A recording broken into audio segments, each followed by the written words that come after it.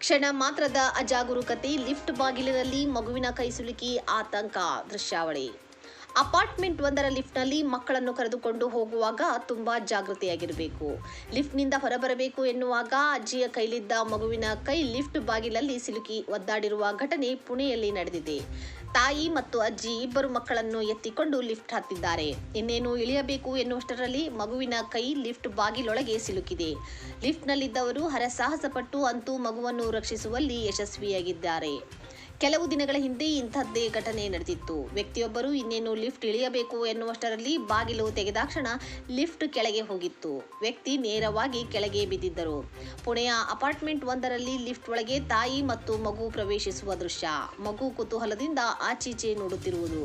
Lift ಬಾಗಿಲು ಮುಚ್ಚಿಕೊಳ್ಳುವ ಸಮಯ. ಮಗು ಅಚಾನಕ್ಕಾಗಿ ಬಾಗಿಲಿನ ಸಂದಿಗೆ ಮಗುವಿನ ಕೈ ಸಿಲುಕಿಕೊಳ್ಳುವುದು.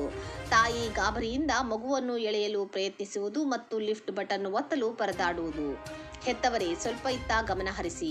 ನೀವು ಮಾಡುವ ಒಂದು ಸಣ್ಣ ನಿರ್ಲಕ್ಷ್ಯ ನಿಮ್ಮ ಮಗುವಿನ ಜೀವಕ್ಕೆ ಅಥವಾ ಅಂಗಾಂಗಕ್ಕೆ ಕುತ್ತು ತರಬಹುದು. ಇಲ್ಲಿ ನೋಡಿ, ಅಪಾರ್ಟ್ಮೆಂಟ್ ಒಂದರ ಲಿಫ್ಟ್ನಲ್ಲಿ ಮಗುವಿನ ಕೈ ಸಿಲುಕಿ ಉಸಿರುಗಟ್ಟಿಸುವಂತಹ ದೃಶ್ಯ ಸಿಸಿಟಿವಿಯಲ್ಲಿ ಸೆರೆಯಾಗಿದೆ. ಸಾಮಾನ್ಯವಾಗಿ ಲಿಫ್ಟ್ ಬಳಸುವಾಗ ನಾವು ಫೋನ್ನಲ್ಲೋ ಅಥವಾ ಬೇರೆ ಆಲೋಚನೆಯಲ್ಲೋ ಇರುತ್ತೇವೆ. ಆದರೆ ಈ ದೃಶ್ಯ ನೋಡಿದರೆ ಮೈ ಜುಮ್ ಎನ್ನುತ್ತದೆ. ತಾಯಿಯ ಜೊತೆ ಲಿಫ್ಟ್ ಹತ್ತಿದ ಪುಟ್ಟ ಮಗು ಬಾಗಿಲು ಮುಚ್ಚುವ ಸಂದರ್ಭದಲ್ಲಿ ಅಚಾನಕ್ಕಾಗಿ ಕೈ ಇಟ್ಟಿದೆ. ಪೋಷಕರೇ ಎಚ್ಚರ. ಸೆನ್ಸಾರ್ ಇದ್ದರೂ ಕೂಡ ಕೆಲವೊಮ್ಮೆ ತಾಂತ್ರಿಕ ದೋಷದಿಂದ ಬಾಗಿಲು ಮುಚ್ಚಿಕೊಳ್ಳುವ ಸಾಧ್ಯತೆ ಇರುತ್ತದೆ. ಮಗುವಿನ ಕೈ ಬಾಗಿಲಿನ ಸಂದಿಗೆ ಸಿಲುಕಿದ ತಕ್ಷಣ ತಾಯಿ ಪಟ್ಟ ಆತಂಕ ಅಷ್ಟಿಷ್ಟಲ್ಲ. ಮುನ್ನೆಚ್ಚರಿಕೆ. ಲಿಫ್ಟ್ ಹತ್ತುವಾಗ ಅಥವಾ ಇಳಿಯುವಾಗ ಮಕ್ಕಳ ಕೈ ಹಿಡಿದುಕೊಳ್ಳುವುದು ಅನಿವಾರ್ಯ.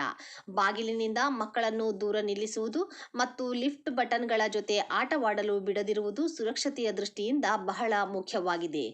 ಲಿಫ್ಟ್ನಲ್ಲಿ ಮಗುವಿನ ಕೈಯನ್ನು ಸದಾ ಹಿಡಿದುಕೊಂಡಿರಿ. ಬಾಗಿಲಿನಿಂದ ಕನಿಷ್ಠ 1 ಅಡಿ ದೂರ ನಿಲ್ಲಿ. ಆಪತ್ತು ಸಂಭವಿಸಿದಾಗ ಕೂಡಲೇ ಅಲಾರಾಂ ಅಥವಾ ಓಪನ್ ಬಟನ್ ಒತ್ತಿ. ಸೆನ್ಸರ್ಗಳ ಮೇಲೆ ಅತಿಯಾದ ನಂಬಿಕೆ ಬೇಡ. ದೈಹಿಕ ಜಾಗೃತಿ ಇರಲಿ. ಗಮನಿಸಿ, ಈ ಘಟನೆ ಪೋಷಕರಿಗೆ ಒಂದು ಎಚ್ಚರಿಕೆಯ ಗಂಟೆಯಾಗಲಿ. ಮಕ್ಕಳ ಸುರಕ್ಷತೆ ನಮ್ಮ ಮೊದಲ ಆದ್ಯತೆಯಾಗಿರಲಿ.